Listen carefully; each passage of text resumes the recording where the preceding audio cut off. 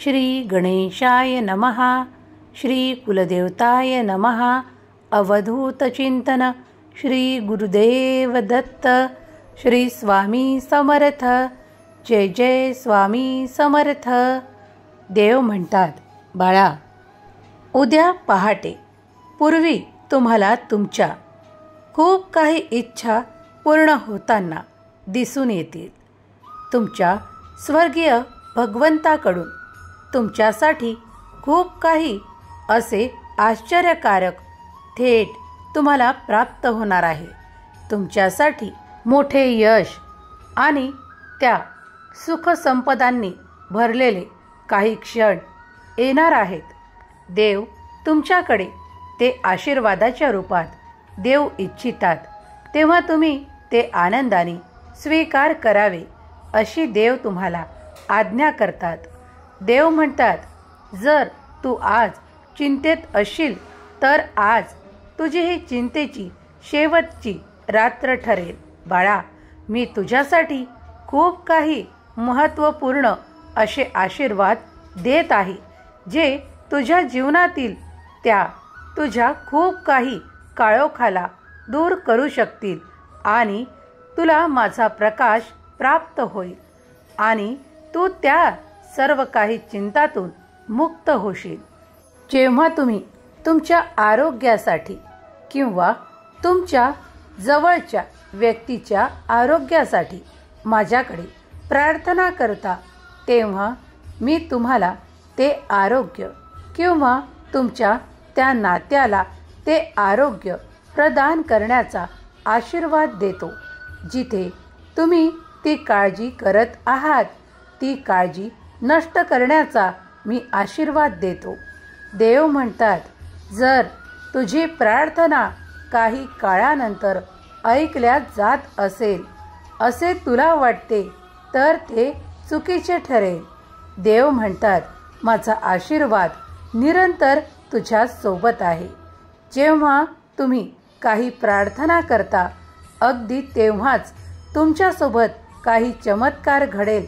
असे लगेच होणे हे तुमच्या भाग्यावर आणि तुमच्या कर्मावर ठरेल. तुम्ही जितके कर्म कराल तितके आशीर्वाद प्राप्त कराल. देव म्हणतात, तुमच्यासाठी तेव्हा चमत्कार घडायला लागतात जेव्हा तुम्हीही त्या दिशेने काही प्रयत्न करता. बाळा, तुम्ही जर एखादे काम हाती घेतले असेल आणि त्यात यश प्राप्तीची वाट पाहत बसून राहिलात तर ते कार्य पुढे जाईल का? त्याचप्रमाणे कुठल्याही परिस्थितीत तुम्ही जे कर्म करता त्याचेच आशीर्वादाच्या रूपात रूपांतर होऊन तुम्हाला प्राप्त होतात. काही गतजन्मीचे तुमचे देणे किंवा ऋण शिल्लक असतात. त्या कारणांनी तुम्ही काही त्रास भोगत असता आणि तो जेव्हा समाप्त होतो तेव्हाच तुमचा उदयकाल, तुमचा भाग्योदय होण्याची वेळ येते. तेव्हा देव तुमच्यासाठी नक्कीच चमत्कार करतात. जर तुम्ही त्या कर्मांना भोगल्याशिवाय पुढे जाऊ इच्छिता तर ते अशक्य आहे. देव म्हणतात, बाळा, मी तर तुझा देव आहे. तुझ्यासाठी अशक्यही शक्य करणार आहे. पण तुझे कर्म मात्र केलेले ते तुला भोगूनच पुढे जावे लागेल. जेव्हा त्याचा काही त्रास होत असेल तर तो त्रास मी कमी करेन माझ्या आशीर्वादाने. जर तू निरंतर नाम घेशील, नामात राहशील, ईश्वर भक्तीत लीन राहशील आणि चांगले कर्म करशील तर त्या खूप काही त्रासापासून तू मुक्त राहशील. हे माझे तुला वचन आहे. देव म्हणतात, ज्यांना आपण मदत केली ते या जन्मी कोणत्या ना कोणत्या रूपात येऊन परतफेड करतात. मी सरळ मार्गी आहे. मी कोणालाही त्रास दिला नाही. मग माझ्यासोबत असं का होत आहे? हे कधीच घडायला नको. याचे कारण काय? मी हा ताप का सहन करावा? मी हे सर्व कर्म का भोगत आहे? मी कधीच याच्यातून सुटणार नाही का? हे माझे सर्व काही का लुबाडले गेले? मी या कठीण काळातून का जात आहे? बाळा, हे इतके प्रश्न तुझ्या मनात असतात, मी जाणतो. पण कर्माचे भोग हे तुम्हाला सुटका करण्यासाठीच येतात. तुमच्यासाठी तुमचा भाग्योदय घडवण्यासाठीच तुम्हाला प्राप्त होतात. जेव्हा तुम्ही ते भोग भोगून पुढे जाण्यासाठी तयार असता, तेव्हा देवाचा अचानकपणे तुम्हाला आशीर्वाद प्राप्त होऊन तुमचे भाग्य संपूर्णपणे परिवर्तित करण्यात येते. बाळा, जेव्हा तुम्ही खूप काही आनंदात असता, तेव्हा तुम्ही विचार करता की मी असेच सुख भोगावे. पण हे लक्षात असू द्या, सुखानंतर दुःख आणि दुःखानंतर सुख हे येणारच. कारण हा एक निसर्गाचा चक्राप्रमाणे ठरवलेला नियम आहे. तो प्रत्येकाच्या भविष्यात, प्रत्येकाच्या आयुष्यात लपलेला आहे, दडलेला आहे. तो पडद्याआड आहे, कारण त्याचे कारण कोणीही जाणू शकत नाही. जेव्हा तुम्ही सुख भोगता, तेव्हा तुम्ही समजा की तुमचे चांगले कर्म कामा येत आहेत. आणि जेव्हा तुम्हाला काही दुःख यातना होत आहेत, ते समजा की तुम्ही मागील काही कर्माचे भोग सहन करत आहात. देव म्हणतात, किंवा काही तुला खूप मोठे प्राप्त होत असेल, तर हे संकेत आहेत की हे मागच्या जन्मातील काहीतरी ऋण तुझे कोणीतरी फेडत आहे. देव म्हणतात, तू कोणाच्या घेण्यात देण्यात या जन्मात जरी नसला, तरी मागच्या जन्मी तू काय करून आला आहेस हे फक्त तुझा परमात्मा, परमेश्वर, ईश्वरच जाणतो. तेव्हा निश्चिंत राहा, तुमचे कर्म करत राहा आणि सर्व काही देवांच्या इच्छेवर सोपवून द्या. पुढे येणारे मार्ग तुमच्यासाठी अगदी सहज आणि सोपे होतील. देव म्हणतात, तू जर नामात राहिलास, तू जर ईश्वर चिंतनात राहिलास, तर तुला तुझे ते कर्म भोगताना त्रास होणार नाही, ते संकट येणार नाही, याची हमी मी घेतो. बाळा, तू मला गुरु मानतोस, तू मला पिता मानतोस, तू मला भगवंत मानतोस, तेव्हा मी तुला आशीर्वाद देण्यासाठी आलो आहे. तू जे काही सहन करत आहेस, ते तुला खूप काही अंश कमी भोगावे लागणार. कारण माझा आशीर्वाद सतत तुझ्यासोबत आणि तुझ्या संपूर्ण कुटुंबासाठी आहे. तुम्ही केलेले प्रयत्न मी कधीही विफल होऊ देणार नाही. त्या सर्वांना मी एका अशा स्तरावर घेऊन जाईल आणि त्यामुळे तुम्हाला तो आनंद प्राप्त होईल. जेव्हा तुम्ही ते चमत्कार अनुभवता, हे तुमच्याच चांगल्या कर्माचे फळ तुम्हाला प्राप्त होते.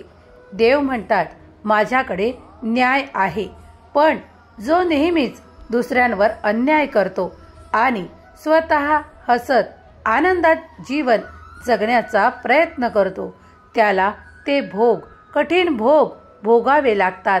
ते कधीही न संपणारे असतात आणि त्यातून त्याला चिंता, क्लेश, भय, त्रास यांना सामोरी जावे लागते. त्यासाठी तुम्हाला वारंवार सांगण्यात येते की जे काही चांगले कर्म कराल, ते पुण्य म्हणून संचयित होते. म्हणून नेहमीच आपल्या जीवनात करणार ते पुण्य करा, चांगले कर्म करा, चांगले अनुभव घ्या आणि देवांचे नामस्मरण करा. तुम्ही देवांच्या नामस्मरणाने जितके देवांच्या जवळ जाल, तितकेच तुम्ही पापापासून, चुकांपासून दूर राहाल आणि तुमच्या जीवनात ते पुण्य संचयित होईल. तुम्ही जेव्हा एखाद्याची मनापासून काही मदत करता, जिथे निस्वार्थ भाव असतो, त्या ठिकाणी देवाचा आशीर्वाद चमत्काराच्या रूपात तुम्हाला प्राप्त होताना दिसून येतो. देव तुमच्यावर प्रसन्न होऊन तो आशीर्वाद देऊ इच्छितात. तेव्हा तुम्हीही चांगले कर्म करा. कुणाला ज्यावेळेस अतिशय काही आवश्यकता असते, ती तुमच्या मदतीची, ती मदत द्या. तेव्हा तुम्ही ते प्राप्त कराल. देवांचे अद्भुत चमत्कार, देवांच्या जगात अद्भुत रहस्य आहेत, जे कुणीही आजपर्यंत जाणू शकले नाही. फक्त तुम्ही जाणा ते देवांचे आशीर्वाद आणि देवांचे चमत्कार. तेव्हा देवांच्या तुम्ही अगदी जवळ स्वतःला प्राप्त करत आहात. या संदेशांवर विश्वास ठेवा. जर देवांवर विश्वास ठेवता तर या संदेशांवर सुद्धा विश्वास ठेवा. हे दैवी योजनेनुसारच तुमच्यापर्यंत पाठवले जातात. देव तुम्हाला आज्ञा करतात की या संदेशामार्फत मी तुझ्यापर्यंत आलो आहे. तुझे ते संकट मी नाहीसे केले आहे आणि तुला ते सुखाचे द्वार दाखवू इच्छितो. तो मार्ग दाखवू इच्छितो. त्यावर तू चाललास की तुला ते सुख आनंद प्राप्त होणार आहेत. तुम्ही पुढील काळात त्या आनंदासाठी तयार राहा, सज्ज राहा, कारण काही काळातच तुम्ही तो मोठा आनंद प्राप्त करणार आहात. जी बातमी तुम्ही आज ऐकू इच्छिता ती आनंदाची बातमी तुम्हाला प्राप्त होणार आहे. हे येणारे 48 तास तुमच्यासाठी खूप काही महत्त्वपूर्ण ठरणार आहेत. तेव्हा देवांच्या शक्तीवर विश्वास ठेवा. देवांची अफाट शक्ती आणि देवांचे चमत्कारिक आशीर्वाद प्राप्त करण्यासाठी सज्ज रहा. देव म्हणतात, बाळा, या जगात प्राणी मात्रावर दया करा. तुम्ही जे काही चांगले कर्म करू इच्छिता ते मनापासून करा. त्यामुळे इतरांना ते काही सहकार्य मिळेल. त्यामुळे ईश्वर तुमच्यावर प्रसन्न होतील आणि तुमच्यासाठी ते शुभच शुभ येणार आहे. यावर विश्वास ठेवा. देव म्हणतात, या जन्मात तुझ्यासोबत सर्व काही खूप काही चांगले होणार आहे. तुझ्यावर त्या सुखांची बरसात होणार आहे. देव म्हणतात, विश्वास ठेव ना, तू कोणाचे वाईट केलं नाही करणार हे मला माहीत आहे. पण या जे निसर्गाच्या सोबत वागतात त्यांना ते जाणीव असली पाहिजे. विनाकारण मुक्या प्राण्यांना कुणी त्रास देऊ नका. जे काही खूप काही गरीब आहेत त्यांना त्यांचे भोग भोगत आहेत त्यांना जर तुम्ही काही सहाय्य देऊ शकाल तर तुमच्या तऱ्हेने द्या. कारण त्यामुळे तुम्ही ते दुवा, तुम्ही ते आशीर्वाद प्राप्त करून देवांचे आशीर्वाद प्राप्त कराल. म्हणून सांगतो, चांगले कर्म करा. जेव्हा कर्माची गती वाढवाल तेव्हा सुख, संपदा, आनंद प्राप्त कराल. तुम्हाला ती भरभराट अनुभव करायची आहे ना, मग आपल्या हातून चांगले कर्म घडू द्या. जेव्हा तुम्ही चांगल्या कर्माकडे वळाल तेव्हा तुम्ही पाहाल की तुम्हाला ती बरकत, ते खूप काही धन प्राप्त होत आहे. दिवसेंदिवस तुमची प्रगती होत आहे. हे सर्व काही चांगल्या कर्माचे फळ तुम्ही प्राप्त करत असता. तेव्हा देव म्हणतात, निरंतर तुझ्या हातून चांगले कर्म घडावे याचीच अपेक्षा कर. देव म्हणतात, तू जर माझ्यावर विश्वास ठेवशील तर तुला इतरत्र भटकण्याची आवश्यकता पडणार नाही. देव म्हणतात, नुसतं हातांच्या राशी भविष्यावर किंवा हातांच्या रेषावर खूप काही लक्ष देत बसशील तर आपले कर्म करायला विसरशील. तेव्हा लक्षपूर्वक ऐक. तुझ्या कर्मातच तुझे भाग्य दडले आहे. तेव्हा कर्म कर आणि जे काही अपेक्षित आहे ते प्राप्त कर. बाळा, मी सदैव तुझ्या पाठीशी उभा आहे. तुला आशीर्वादित करत आहे. तू माझा प्रिय बाळ आहेस. मी तुला कोणत्याही चुकीच्या मार्गाने जाऊ देणार नाही. ज्यांना कुणाला त्यांचे मन दुखवायचे आहे त्यांना दुखवू दे, पण तू मात्र संयमी राहा. तू आनंदी राहा आणि तुझी वृत्ती आनंदी ठेव. कुणाचेही मन दुखवू नको.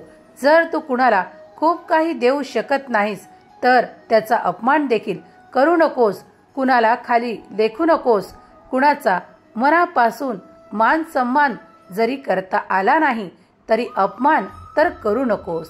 बाळा, जेव्हा तू या काही गोष्टी पाळशील तर मी तुला प्रसन्न होईल आणि तुला ते सर्व काही साम्राज्य प्रदान करील जे तू इच्छितोस.